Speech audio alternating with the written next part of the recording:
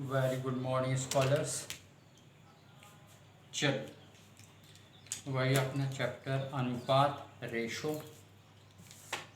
और उसी के आगे के न्यूमेरिकल्स कर रहे हैं हम। ठीक, चल क्वेश्चन है। पहले तो एक छोटा सा क्वेश्चन करते हैं, सिंपल क्वेश्चन, ताकि आपको बेसिक और क्लियर रहे। फिर उसके बाद हम आगे बढ़ते हैं। ठीक है, चलिए लिखा है 7065 7065 रुपये को, ठीक है, 7065 को ए और बी में 4:5 में बांटो। ठीक है, 7065 को किस में, ए और बी में बांटना है और 4:5 4:5 में बांटना है।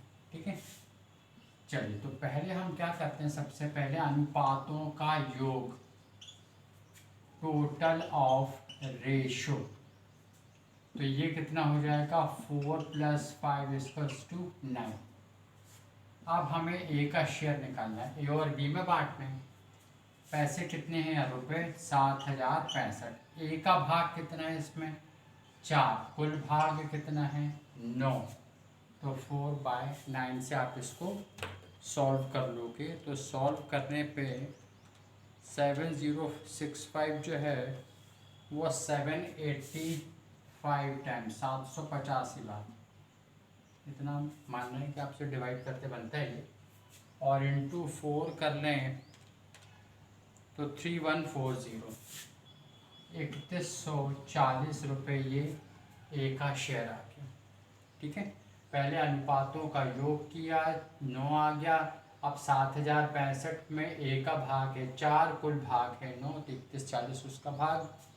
अब बी का निकालना है शेयर, तो वही 7065 में बी का शेयर है 5, टोटल है 9। या आपने 9 से डिवाइड किया था तो 785 टाइम्स आया था, और 785 को इंटू कर लें आप 5, तो 3925। ठीक है, 3925, और दोनों का टोटल कर लो, 3925 और 3140 का, तो ये 7065 यानी जिसको हम डिवाइड कर रहे हैं, जिसको डिस्ट्रीब्यूट कर रहे हैं, उसके इक्वल होना चाहिए। तो बड़ा ही आसान काम था, ये बेसिक है, ये आपको ध्यान में रखना है। 7065 रुपये को 4:5 दिए, एक आध और होता तो तीनों का टोटल कर लेते, फिर एक एक कैलकुलेशन करते। अच्छा, फिर हमने क्या किया इसमें, तो किया ये कि टोटल ऑफ रेशो, अनुपातों का योग किया, 9 आ गया।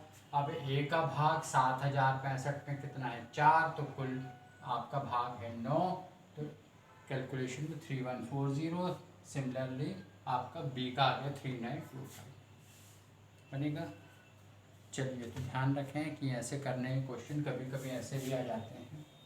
ठीक है, क्योंकि जनरली ऐसा होता है ना, बड़े बड़े क्वेश्चन कर लेते हैं लेकिन पता चला छुटकू सा क्वेश्चन नहीं बन रहा।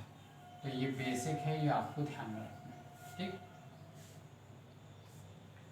चलिए फिर नेक्स्ट है, दो संख्याएं 5:6 के अनुपात में हैं। दो संख्याएं, there we have two numbers, two figures are in the ratio of 5:6। दो संख्याएं 5:6 में हैं। If 5 is added to both the figures, the new ratio become 6:7। Find the figures, both the figures. दो संख्याएं 5:6 में हैं, दोनों संख्याओं में 5 जोड़ दिया जाए तो नया अनुपात 6:7 हो जाता है। तो अनुपात ज्ञात करो। चलिए बिल्कुल वैसे ही जैसे प्रीवियस क्लास में क्वेश्चन किया था।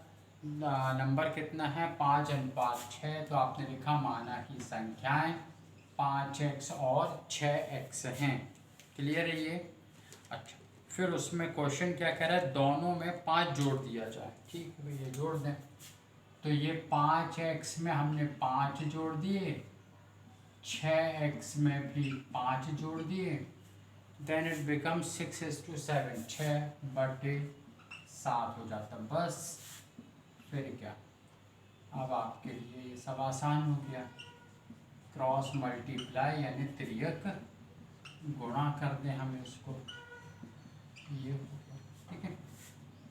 फिर 6×6 = 36, x धन 6×5 = 30 बराबर 35x धन 35। क्या करें, x को एक तरफ कर लें, 36 तो ये इधर आ जाएगा, ये तो आप समझदार हो ही गए हैं। तो -35 और उसके बाद में 35 अपनी जगह, 30 इधर चला गया। 36x में से 35x गया तो 1x, 1x को हम x भी लिख सकते हैं, डे 1 में ही बताया था आपको। हाँ, तो x² कितना आ गया 5, सिंपल, बस 35 में से ही। तो x का मान कितना आ गया 5। अब हमारे लिए वो संख्याएं क्या थी, तो वो संख्याएं थी 5x और 6x थी। तो 5x बराबर 5 और x की जगह ये 5 रख दें, तो पहली संख्या हो गई 25। 6x बराबर 6, 5 रख दें तो वो संख्या हो गई 30। तो 25 और 30 ये हमारा आंसर, ये आंसर है। लेकिन यहाँ बुक में तो कॉर्नर पे आंसर लिखा हुआ है, हम वहाँ चेक कैसे करेंगे, वही तरीका अपना। तो एक बार फिर से देख लें, माना कि संख्या 5x और 6x हैं, दोनों में 5 जोड़ा तो अनुपात 6:7 हो जाता है। ये हम नहीं करें, क्वेश्चन कहता है। क्रॉस मल्टीप्लाई किया तो x का मान 5 आ गया, आपने 5 का मान इधर पे रख के देख लिया तो 25 और 30 आ जाता है, ठीक है। मतलब हमारी जो संख्या आंसर हुआ वो क्या हुआ, 25 और 30 हो गया। चलिए अब आप इसको रीचेक कर लें, ठीक है। तो यहाँ पर आपकी वो संख्याएं थी 25 अनुपात या 25 और 30, तो ये 25 और 30 ऐसा क्यों कर रहे हैं, क्योंकि वो लिखता है दोनों में 5 जोड़ दिया जाए, तो 5 जोड़ दिया, लो भैया, तो ये हो गया कितना 30, ये हो गया 35। 5 से 5 6 का 30, 5 7 35, 6/7 या 6:7, और यही तो कहना था कि वो 6:7 हो जाता है, ठीक है। 25 और 30 को भी आप कंपेयर करके देख सकते, तो 25 और 30, तो ये 6 बार, ये 5 बार, 5:6, तो वो स्टार्टिंग में लिख रहा है कि दो संख्याएं 5:6 में, ठीक है, ठीक है। चलिए फिर उसके बाद में नेक्स्ट क्वेश्चन देखिए,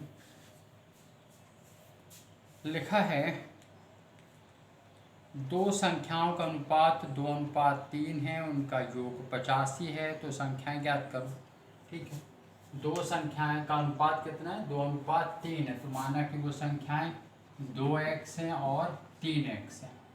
अब प्रश्न अनुसार अकॉर्डिंग टू क्वेश्चन उनका योग कितना है, 85 है, 85 है। चलिए ये कितना हो गया 5x बराबर 85, तो x बराबर 85/5, तो 17×5 17×85 होता है। x का मान कितना आ गया 17 आ गया। अब 2x बराबर 2x की जगह 17, तो ये 34 हो गया। 3x बराबर 3x की जगह 17, तो ये 51 हो गया। तो वो संख्याएं जो है वो 34 और 51 है, ठीक है। टोटल करके देख लो, 80 और 5 85, ठीक, 85 टोटल भी आ गया। चलिए फिर उसके बाद में तो इस तरह से बनेंगे आपसे क्वेश्चन, ठीक है। फिर और देखें क्वेश्चन,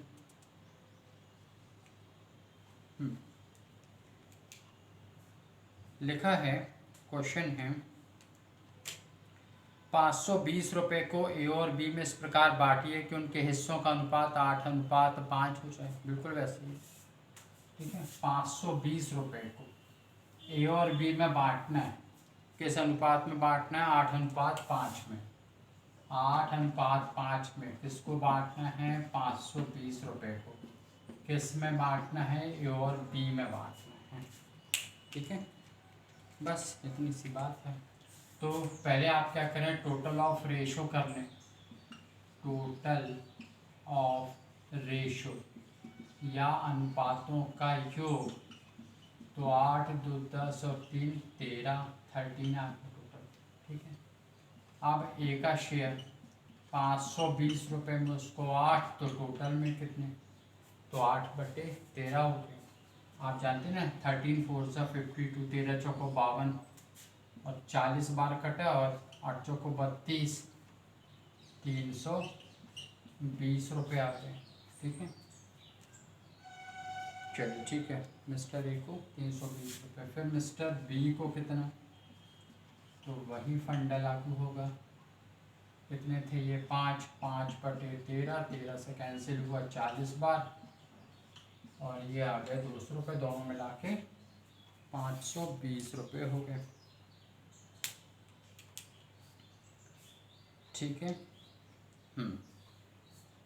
फिर उसके बाद नेक्स्ट क्वेश्चन है 6 वर्ष आगे, ये तो समझ में आ गया ना, 320 रुपये 8, 520 रुपये को 8 और 5 पे और भी में बांटना था, 8 और 5 का टोटल कर लिया, 13 हो गया, 8/13 और 5/13। ये नीचे बटे में कैसे आता है, तो ये बिल्कुल वैसे आप समझें, उसको ऐसी झपकी रहती है, चूँकि 13 भाग में 520 रुपये, इसलिए 8 भाग में, तो 8 गुणित 520/13। ये जो आपको ये शॉर्टकट लगती है ना, वो शॉर्टकट ऐसी लॉन्ग कट से बनी हुई है, जबकि जमा के। ठीक है, तो ये 13 इधर नीचे आके 320, इसी प्रकार से इसको कैलकुलेट किए। ये टोटल करके आप ज़रूर रीचेक कर लें, ये वही अमाउंट के बराबर होना चाहिए। दो लोग हैं तो 2 का टोटल 5, तो 5 का 3 है तो 3 का, लेकिन ये टोटल कंप्लीट फुल अमाउंट के बराबर होगा। ठीक, चलिए फिर उसके बाद एक क्वेश्चन और देख लें। लिखा है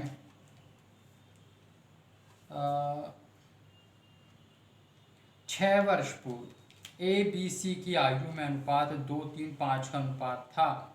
यदि उनकी वर्तमान आयु का योग 168 है, 168, तो उनकी आयु ज्ञात करो।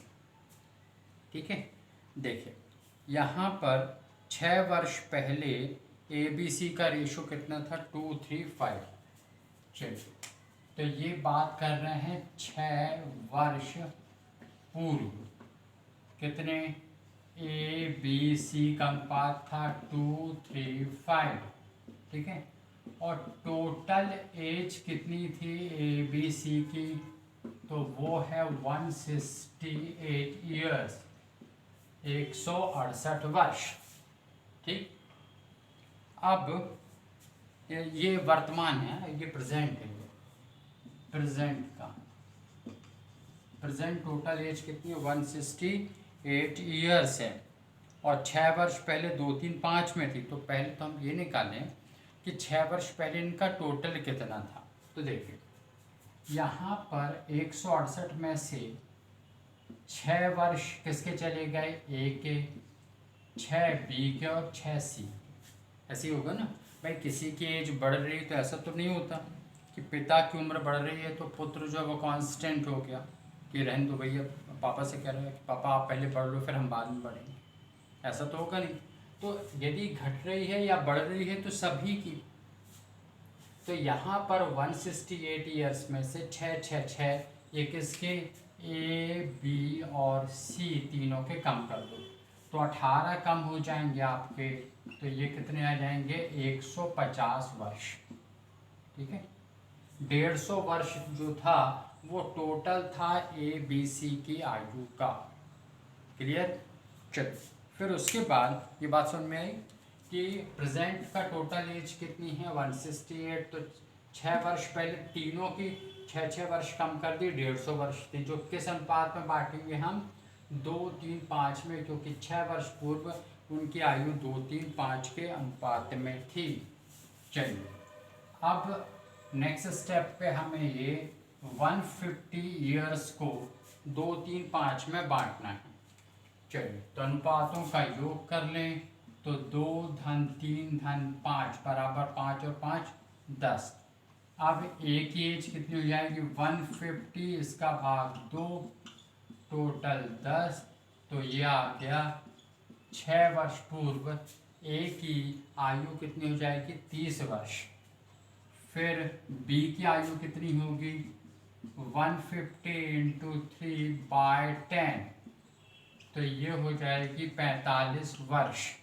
ठीक है, ये 6 वर्ष पहले की स्थिति है।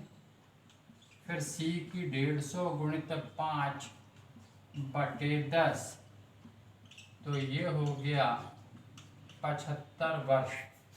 ये हो गए ABC के। जिनने पूछा वर्तमान आयु ज्ञात कर लो।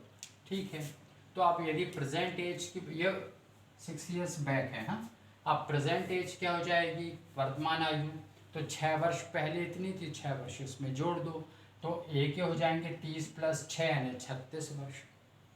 बी के कितने होंगे, ये 51, 45 + 6, और ये हो जाएंगे 81, तो 36, 51 और 81, ये आंसर है। क्लियर। 6 वर्ष पहले 30, 45 और 75, तो 6, 6, 6 और जोड़ लो, तो वर्तमान में आपके इनमें सब में 6 जुड़ गए, तो 36, 51 और 81 वर्ष ये आ रहा समझ में। और 36, 81 और 51 को आप जोड़ के भी 81, ठीक है, 36, 51 और 81 को आप ऐड करके देख लो, तो ये 168 आता है, जो प्रेजेंट एज का टोटल आ रहा समझ में। चलिए बस अभी यहीं तक है। इस तरह से और भी न्यूमेरिकल्स करेंगे। हम पढ़ के आ रहे हैं, पढ़ रहे हैं अनुपात, इसके बाद है फिर समानुपात। ठीक, थैंक यू।